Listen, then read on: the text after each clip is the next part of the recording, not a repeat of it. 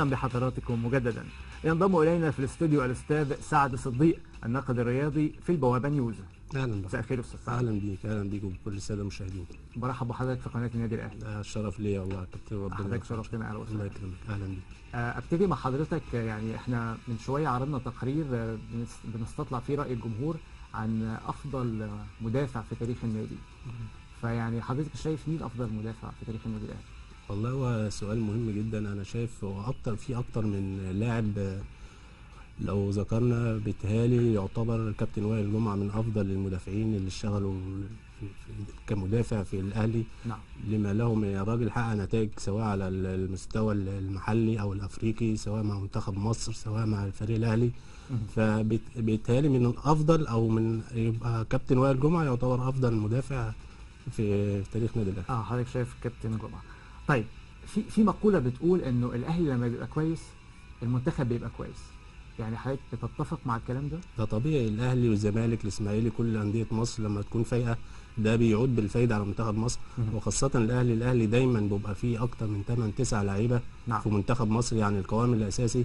فطبيعي لما يكون الاهلي فايق ومحقق نتائج كويسه بيعود بنتائج ايجابيه على منتخب مصر، وبيساعد اي مدير فني ما بيكون بالمنتخب لتحقيق نتائج كويسه طبعا. ان شاء الله. تمام. طيب فترة التوقف بعد مباراة دجلة ان شاء الله، حضرتك شايف ازاي ممكن النادي الاهلي يستفيد منها؟ انا شايف ان هي سلاح ذو حدين. الاهلي فايق، كسب الاسماعيلي وكسب المقاولين وعنده وادي دجله. يعني التوقف قد يكون افاده للكابتن حسام البدري ولمجموعه اللاعبين الجدد اللي لسه ما خدوش فرصه. نعم. ممكن خلال فتره ال 15 او 17 يوم توقف ده هيعود بالفايده عليهم. ممكن يلعب ماتشات وديه يقف على مستواهم، يجهزهم يبقوا جاهزين فتره ما بعد عوده منتخب مصر من لقاء الكونغو. فهي بكل الاحوال هتبقى مفيده للنادي الاهلي بالتاكيد طبعا. طيب في عنوان يعني صدر في جريده الجمهوريه بيقول ان الاهلي سيقاتل على اللعب على استاد القاهره. حضرتك شايف ازمه الملعب دي يعني ممكن تستمر لغايه امتى؟ هي مش ازمه ولا حاجه، هو القرار قرار امني بحت. انا شايف ان الاهلي من حقه يطالب ان هو يلعب في استاد القاهره، خاصه ان الدوري بيقام من غير جمهور. فالطبيعي ان هو طالما الامن شايف ان سهل ان هو يلعب في استاد القاهره فده حق مشروع للنادي الاهلي. الاهلي فريق كبير من حقه يطلب ان هو يلعب في استاد القاهره او الدفاع الجوي. ولكن لازم برضه نعذر الامن ان هم عندهم الرؤيه الاكبر والاهم.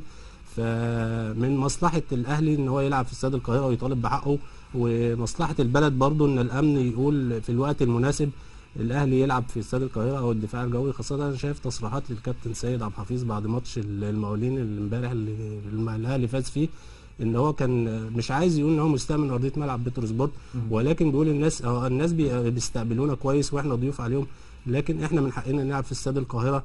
فانا شايف ان ده حق مشروع، ومن الافضل والاولى ان الاهلي يختار الملعب، خاصه الاهلي مش فريق قليل. يعني حضرتك ايه الملعب المناسب الانسب ان الاهلي يلعب عليه؟ لو الامن يوافق استاد القاهره من افضل الملاعب طبعا، ده تحفه معماريه. وانا اعتقد ان رئيس هيئه استاد القاهره اللي هو علي درويش تقريبا مرحب وقال ان الاستاد جاهز وعلى اتم استعداد لاستضافه اي ماتشات سواء للاهلي او للزمالك او لمنتخب مصر. فهو القرار في النهايه هيبقى قرار امني يعني. نعم. طب حضرتك شايف انه ملعب بترو سبورت اللي بتقام عليه معظم المباريات يعني ده ممكن ياثر على اللعيبه، وانه يعني الملعب بيستهلك داخلين كمان على فتره اقامه المباريات عليه؟ اكيد طبعا هيتاثر. هو دلوقتي بحاله تعتبر جيده، ولكن هيجي من كتر الماتشات زي ارضيه ملعب الاسماعيلي السنه اللي فاتت لعب عليها كل ماتشات المصري وماتشات الاسماعيلي. نعم. الارضيه تهالكت. فالنجيله عندنا برضو لازم هنا في استاد بتروسبورت هيجي لها وقت مع الاسبوع التاسع والعاشر هتنتهي، فممكن تاثر على لعيبه سواء الاهلي او الزمالك او اي لعيبه بتلعب. احنا من مصلحتنا ان احنا نحافظ على سلامه اللعيبه. فكتر اللعب على الماتشات ما بيتعملوش صيانه، الارضيه بتبوظ، بيحصل اصابات، فطبعا ده خطر جدا على اللعيبه المصريه. اكيد. طيب حضرتك شايف انه سيناريو لعب الاهلي على ملعب برج العرب يعني هل من الوارد انه يتكرر تاني؟ الاهلي غالبا يلعب على ملعب برج العرب في اسكندريه؟ يعني ما فيش مشكله ان هو يلعب، بس هو هل الاهلي خلاص فقد الامل ان هو يلعب في استاد القاهره؟ انا شايف ان في بوادر ان شاء الله وفي حلول وفي مقترحات، وان الدنيا ماشيه في اتجاه ان الاهلي يلعب في استاد القاهره يعني غالبا لو بعد الدواعي فتره الامنيه توقف تم الدوري. ترتيب الامور، ممكن خاصه ما فيش جمهور اصلا، وكان صحيح. في ماتش النهارده وادي دجله اللي ما اتذاعش كان بيتلعب في استاد القاهره يعني. نعم. طيب هنتقل مع حضرتك لجزئية لجنة الشباب والرياضة بمجلس النواب. أوصت بعودة الجمهور، على ذكر الجمهور، في خلال 3 شهور. يعني حضرتك شايف المقترح ده إزاي من وجهة نظرك؟ انا شايف طبعا لجنه الشباب والرياضه برئاسه الاستاذ فرج او المهندس محمد فرج عامر، هو القرار مش قرارهم، هو برضو بنرجع ونقول ان القرار قرار امني بحت. احنا نوصي واحنا نقول واحنا نتمنى ونجب، ولكن هو مش قرارهم. ما احنا ممكن نقول احنا عايزين نلعب في اي استاد، بس هل الامن هيوافق؟ هنرجع برضو لنقطه الصفر، القرار قرار امني وليس قرار لجنه الشباب والرياضه ولا قرار وزير الشباب والرياضه، اللي ما كانش على علم ان النهارده ماتش وادي دجله ما بيتذاعش، ما كانش يعرف. فالقصه كنا في النهايه قرار امني. قرار امني اولا واخيرا. طبعا. يعني هو برضو في نفس السياق اللي له علاقه بحضور الجمهور للمباريات، كان في ماتش اليد اللي بين الاهلي والجزيره. يعني شهد امس مناوشات بين الامن والجمهور، على اعتبار انه يعني الامن قال ان مفيش تصريح بحضور الجمهور للمباريات، بس في مجلس إدارة اليد يتحمل جزء كبير من الأزمة. صرح ان هو في تصريحات عن طريق الدكتور خالد حمودة، قال ان انا بيتهرب من المسؤوليه. احنا كلنا يعني بنفرض عضلاتنا قدام الجمهور، ولكن للاسف بننسى او نتناسى مصلحه مصر. انا ليه اقول تصريحات قبل ماتش مهم زي ده، اخلي اكتر من 500 700 شاب يتكدسوا ويجروا على نادي الاهلي يعملوا ازمه ويحتكوا بالامن ويحصل اصابات او يحصل لا قدر الله حالات وفاه. خالد حموده يعلم جيدا ان هناك ازمه مع الالتراس، وان الجمهور بيدخل يعمل مشاكل، وان الجمهور بيدخل يعمل ازمات. فليه بيقول ان انا لا امانع؟ طب انت ليه بتصدر الازمات سواء لنادي الاهلي او لاي نادي؟ في ازمه وفي مشكله ولسه لم تحل، وان القرار مفيش جمهور يدخل المدرجات. فمن باب اولى يا تلتزم الصمت يا ما تقولش ان في الجمهور وتطلع بطل قدام بعض من الجماهير، لان ده مش وقت بطولات. احنا بنحافظ على بلدنا ومش عايزين نصدر ازمات سواء للانديه او للامن. طب يا شايف حضرتك ان ده راجع ان مفيش تنسيق ما بين اتحاد كرة اليد والجهات الامنية؟ لما مفيش تنسيق ده فيه هروب من المسؤوليه، وفي قرارات عشوائيه بتتاخد من خالد حموده ومجلسه. نعم. مش وقته خالص ان احنا نقول لا ده انا موافق على الامن، طب انا موافق ان الجمهور يدخل. طب احنا عارفين ان في مشكله، اذا كان كره القدم بنلعب بقالنا 3 سنين بدون جمهور باستثناء بعض المباريات الافريقيه. نعم. اتحاد اليد عارف ان في مشكله مع الجماهير، فما يطلعش يقول يا جماعه ده في قرار امن. لو الامن هيوافق ويبقى معلن كده من بدري عشان ما يحصلش المنظر اللي شفناه امبارح. اكيد احنا فبحمل مسؤوليه كامله لمجلس اداره اتحاد اليد. طيب استاذ سعد، انا هستاذن حضرتك نتعرف على اخبار الاهلي في الصحف والمواقع الالكترونيه، ونبدا من جريده الاهرام. الاهلي يبحث عن العلامه الكامله امام دجله ويطلب اللعب باستاد القاهره. ومن جريده الاخبار، الاهلي يتحدى طموحات دجله في الجوله الثالثه للدوري. أما من جريدة الجمهورية، الأهلي يقاتل اللعب على استاد القاهرة. من جريدة الوطن، ارتياح في الأهلي بعد الفوز على المقاولون وأزمة بسبب ملعب دجلة. أما في المصري اليوم، الأهلي يطلب مواجهة وادي دجلة على استاد القاهرة. ومن جريدة المساء، أجاي يقود الأهلي أمام دجلة. وفي جريدة الوفد، هجوم الأهلي في خطر والبدري يشيد بثنائية الذئاب. أما في جريدة الأهرام المسائي، استاد القاهرة حلم الأهلي. وفي جريدة الأخبار المسائي، البدري ينفي وجود أزمات بسبب كثرة النجوم. وفي جريدة الدستور، صالح جمعة جاهز لمباراة دجلة وراحة لغالي. ومن موقع كورابيا، خالد محمود يفند إصابات مستشفى الأهلي ويرفض الاتهامات. أما في موقع في الجول، عمرو جمال يصر على المشاركة في نيران المستبعدين وجلسة مع عبد الحفيظ. ومن موقع يلا كورة، اجتماعات منفصلة لجهاز الأهلي مع حجازي وجمال. أما من موقع الأهلي دوت كوم، أسبوعان على الأقل لعودة مروان محسن لتدريبات الأهلي وباسم يواصل التأهيل. ومن موقع الأهلي نيوز: البدري يعد الجماهير بطفرة كروية قوية بعد توقف الدوري. واهتمت بوابة فيتو بتحذير اللاعبين وقالت: طبيب الأهلي يطالب اللاعبين بتناول الأدوية من خلاله.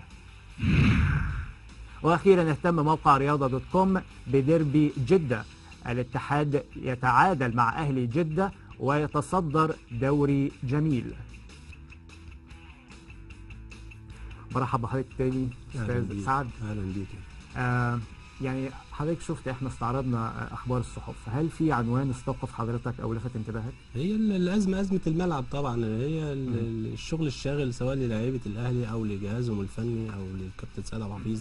الكل عايز يرتاح او يستقر على ملعب معين، لان ما ينفعش قبل الماتش ب 48 ساعه او ب3 ايام نعم نفكر طب احنا هنعسكر فين، طب هنلعب فين، طب هنروح استاد القاهره، طب ممكن الدفاع الجوي. ده بيشتت طبعا اي لعيب في العالم، هيحصل له نوع.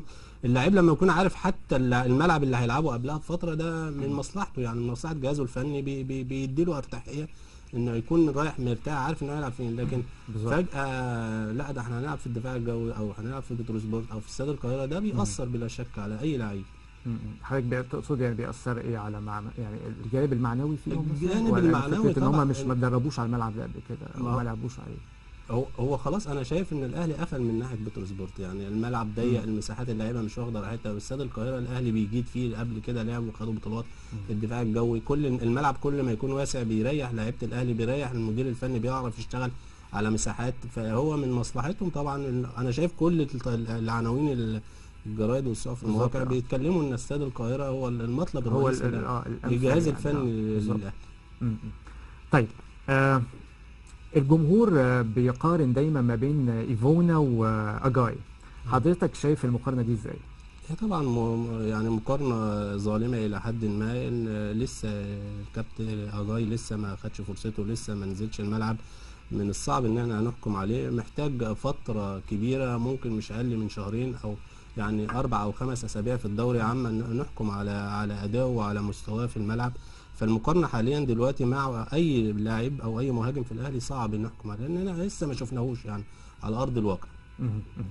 طيب حضرتك شفنا في الاستعراض العناوين انه عمرو جمال عنده رغبه في ان هو ينزل المران مع المستبعدين، حضرتك شايف هو الطبيعي رغبته دي الطبيعي ده طبعا يحسب له ان هو عايز يجهز نفسه، وشايف ان المنافسه مش سهله مع عماد متعب، كابتن عماد متعب او اجاي او جون انطوي. فهو كل ما يكون اجهز فنيا وبدنيا بيحرج كابتن حسام البدري، بيوصله رساله ان هو جاهز، ان هو بيقاتل على مكانه، وان هو عايز يفضل متواجد في الملعب. فمن مصلحته يفضل بلياقه جيده بامكانياته العاليه، فكل ما يكون جاهز افضل له. طب حضرتك شايف اداء عمرو جمال ازاي في اول ماتشين الاسماعيلي والمقاولين؟ هو بيجتهد ولكن لسه عنده الكثير. كابتن عمرو جمال من اللعيبه المميزين، بس كل ما يكون المهاجم بعيد عن هز الشباك ده بيأثر عليه نفسيا. هو محتاج يجيب جون واثنين يثبت نفسه، عينه ان هو يبقى المهاجم رقم 1 في الاهلي، عينه ان هو يدخل قائمه المنتخب الدولي. كل الحاجات دي بتبقى ضغوط على لعيب، خاصه لعيبه الاهلي والزمالك، ان هم دايما مطالبين ان هم يبقوا دايما في القائمه الدوليه. نعم. لكن هو عنده الكتير ولسه قدامه مستقبله. والاصابه هل انعكست على ادائه؟ اثرت بلا شكل طبعا، الاصابه بتاثر على اي لعيب. نعم. بتبعده شويه، لكن هو جاي، عمرو جاي وسنه صغير وامكانياته كبيره، وعنده الامكانيات ان هو يبقى المهاجم رقم 1 في مصر. طيب يعني على سيره الهجوم، يعني في عمرو جمال واجاي ومروان محسن عماد متعب، يعني الاسماء الكبيره اللي في هجوم الاهلي، حضرتك شايف المنافسه ما بينهم ازاي؟ هي طبعا منافسه قويه وشرسه، ما عشان كده كابتن عمرو جمال مش عايز يرتاح، يعني هو بيدي لنفسه جرعات تدريبيه اعلى وعايز يبقى متواجد. عماد متعب محتاج برضو بعض الثقه، هيجي عايز يلعب في الماتشات، يعني ممكن ياخد في كل اخر ربع ساعه اخر تلت ساعه. عماد خبره كبيره، بينزل حاسم في اوقات معينه، فوجوده برضو مهم. المنافسه قويه مش سهله، والكابتن حسام البدري بخبراته يعرف ازاي يوظف لعيبته ويستفيد من كل لعيب. نعم. في كل وقت.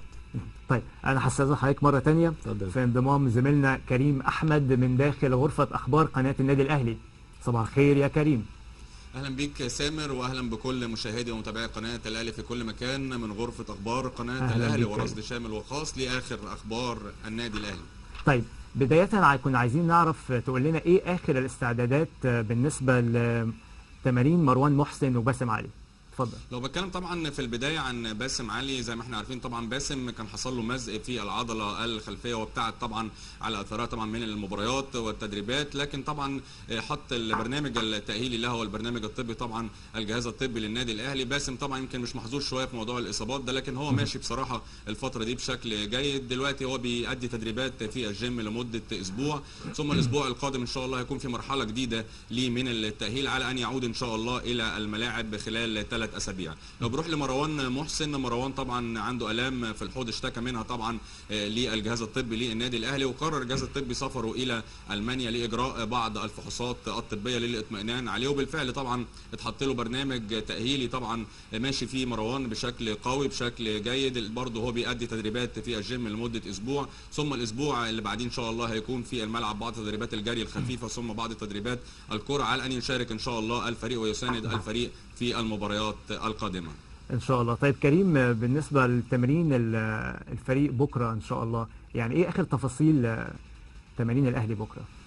غدا ان شاء الله يمكن في مباراه وديه للنادي الاهلي، هيكون في تدريب صباحا للاعبين الاساسيين للنادي الاهلي طبعا تحت قياده الكابتن حسام البدري، ثم في الساعه 4:30 هتكون مباراه الاهلي ومباراه شيكو وفريق شيكو فريق احد انديه الدرجه الثالثه استعدادا طبعا لمباراه وادي دجله. اكيد الجهاز الفني بيحاول طبعا للنادي الاهلي ان هو يقف على كل مستوى اللاعبين، هيشرك طبعا كافه اللاعبين اللي ما بيشاركوش في المباريات الماضيه او مباراه الاهلي او الاسماعيلي على وجه الخصوص للوقوف طبعا على مستوى الفريق.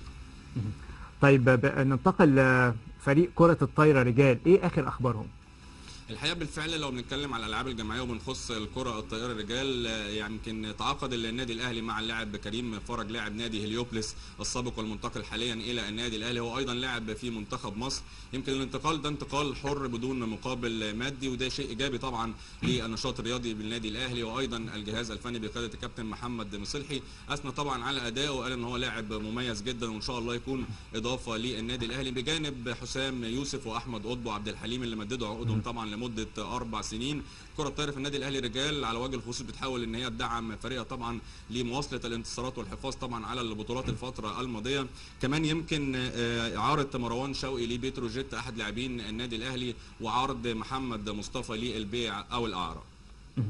شكرا ليك كريم احمد، كنت معانا من داخل غرفة اخبار قناة النادي الاهلي. شكرا ليك. برحب بحضرتك تاني استاذ سعد. اهلا بيك. يعني على ذكر زي ما زميلنا كريم قال، بكره في مباراه وديه مع فريق شيكو. فحضرتك شايف المباراه دي ازاي؟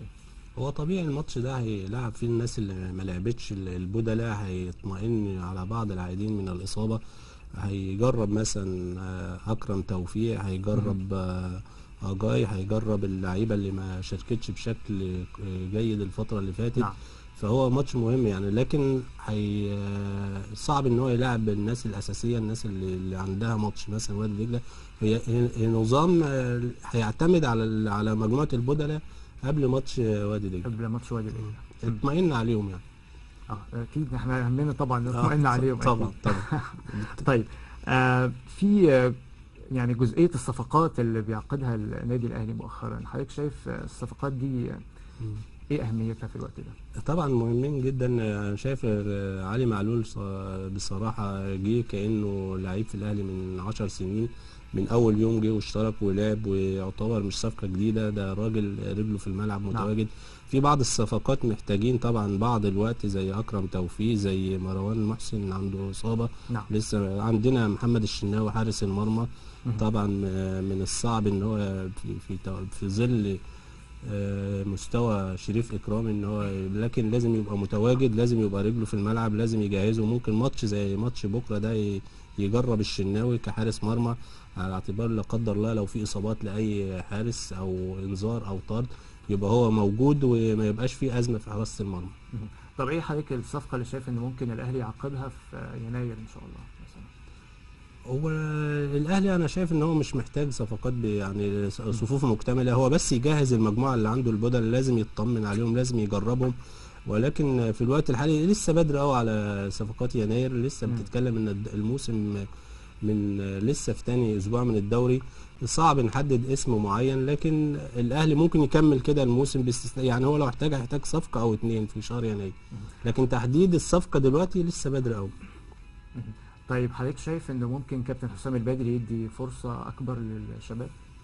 انا في المفروض هو ماتش الود صح بكره هيجرب مجموعه من الشباب، ودي ميزه المدرب ابن النادي، بيبقى عينه على قطاع الناشئين، بيبقى في تواصل بينه وبين مدرب القطاعات، بيعرف حاله اللعيبه، بيشوف اللعيب المميز، ممكن يجرب 5 أو 4 لعيبه في ماتش زي ود زي ده. لو طلع في الموسم ب2 لعيبه من الشباب، ده يعتبر مكسب للفريق الاول ومكسب للنادي، يشيلوا النادي مثلا 10 سنين. يعني شايف عماد متعب ما هو ابن النادي، شايف مجموعه كبيره من اللعيبه اللي هي لسه حسام غالي، كل اللعيبه اللي هم شايلين الاهلي دلوقتي من قطاع الناشئين، فان هو يبص على قطاع الناشئين دي حاجه كويسه للاهلي. اللعيب اللي هو بيطلع ابن النادي طبعا بيبقى عنده روح وعزيمه وعنده اصرار، ويبقى عنده الرغبه دايما ان هو يخدم الاهلي في اي وقت. فمن مصلحه طبعا اي نادي ان هو يبص على قطاع الناشئين وان هو يستفيد بالقطاع. طيب جريدة الجمهورية قالت انه البدري بينفي وجود ازمات في داخل الفريق، يعني بسبب النجوم، كثره النجوم. بالظبط كثرة النجوم. فحضرتك ايه تعليق حضرتك على التصريح ده؟ هو اي فريق عنده نجوم ده مش لازم تبقى ازمه، ده تبقى ميزه ان هو يبقى عنده نجوم بس يعرف يوظفها. حسام البدري بخبراته الطويله سواء مع الاهلي، اشتغل مع الاهلي اكتر من فتره، وان هو راجع متعطش لتحقيق بطولات مع الاهلي، فكل ما يكون عنده نجوم هيعرف يوظفها، هيعرف يفيدها. الموسم طويل وفرقه زي الاهلي بتلعب في بطولة الدوري وبطولة الكاس وهتلعب في افريقيا، فمحتاج كل لاعب مش 30 لاعب، محتاج 40 لاعب، فكل ما يكون عدد اللاعبين اكتر دي مصلحة وليست ازمة. طب حضرتك شايف موقف صالح جمعة الفترة الجاية ممكن يبقى ازاي؟ صالح بدأ طبعا، صالح لاعب كبير وموهوب ومهارته كويسة، شايف ان هو هياخد فرصته الفترة اللي جاية، وان هو مستواه في تحسن باستمرار، لاعب مهم ومؤثر، ووجوده بشكل اساسي هيبقى اضافه للفريق الاهلي مع باقي زمايله في الفتره الجايه في الدوري ان شاء الله. ان شاء الله. طيب بشكل عام تقييم حضرتك ايه لاداء النادي الاهلي في الفتره اللي فاتت الصغيره دي، في الماتشين اللي فاتوا؟ هو طبيعي تغيير اي مدير، تغيير المدربين بيأثر، يعني الاهلي لسه برضه مش هو دي الاداء الاهلي عشان نبقى بنتكلم بمصداقيه. الاهلي لسه مش هو ده الاهلي محتاج الجمهور الاهلي دايما بيتطلع للاداء والفوز. الاهلي دلوقتي الفتره دي بيبص على الفوز، احنا عايزين ال3 بونت، لا احنا جمهور الاهلي دايما طماع، عايز فوز وعايز اداء وعايز نتائج وعايز اللي يتفرج على الماتش يبقى مستمتع، شوف الباص، شوف الترقيصه، شوف مش عارف ايه. فلسه الاداء جاي، لكن لسه الى الان الاهلي بيلعب على ال3 بونت.